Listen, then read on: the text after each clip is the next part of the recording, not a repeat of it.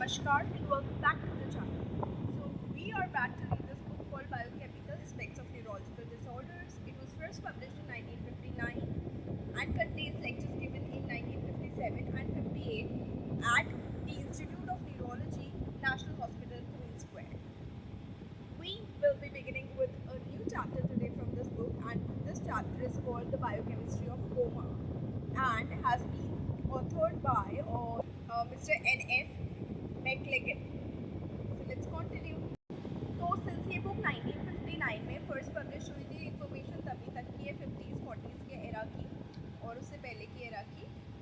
तो ऑथर ने ये इंट्रोड्यूस किया है कि बहुत सारा काम करने के बाद भी, रिसर्च करने के बाद भी exact nature of the biochemical changes जो कोमा के साथ एसोसिएटेड है, वेरियस टाइप्स ऑफ कोमा के साथ एसोसिएटेड है, वो फुली क्लियर नहीं था और ऐसा कोई भी ज़्यादातर पॉइंट आउट नहीं कर सकते थे एक सिंगल बायोकेमिकल लीजन को कि भैया ये the only cause of this coma है।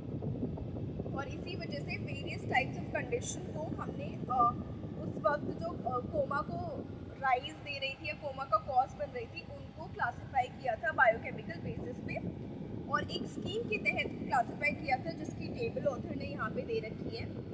Coma in relation to biochemical causes exogenous और एंडोजीनियस, दो ग्रुप्स के अंदर लिस्ट किया था।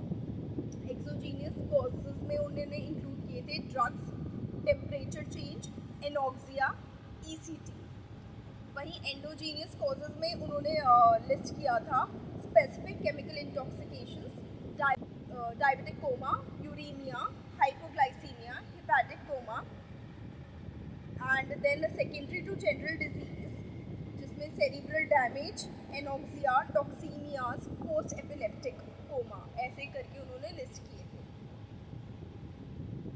अब ये देखा गया कि बहुत सारे क्लासिफिकेशन में अनसर्टेनिटीज थी और कुछ क्लासिफिकेशन ओवरलैप भी कर रहे थे वेरियस टाइप्स को, जैसे कि एनॉक्सिया में भी exogenous as well as endogenous and in some of the varieties the biochemical causes completely unknown. Example कौन से थे ऐसे? टॉक्सीमियाज में, पोस्ट एपिलेप्टिक कोमा में, मतलब टॉक्सीमिया हो तो गया बट किसकी वजह से वो इफेक्ट आया ये उस वक्त नहीं पता था। पोस्ट एपिलेप्टिक कोमा हो रहा है लेकिन एपिलेप्सी के बाद ही क्यों हो रहा है ये उस वक्त जानकारी नहीं थी। बहुत सारे जो इन्फॉर्मेशन अवेलेबल थे कोमा के केस में ड्यू टू एनॉक्सिया या ड्रग्स या and to the 4 specific chemical intoxications, उस बारे में ऑथर ने आगे इस चैप्टर में डिस्कस किया है। तो इस चैप्टर के ऑथर ने इस चैप्टर में बेसिकली जो कोमा कवर किए हैं वो है diabetic coma, uraemia and hepatic coma, anoxia, hypoglycaemia and drugs. ये हेडिंग्स इन्होंने कवर की हैं जो हम सेपरेट वीडियोस में डिस्कस करेंगे ताकि हर एक चीज़ को समझना आसान हो और वो टाइम पीरियड उसी टॉपिक को डिवोटेड हो।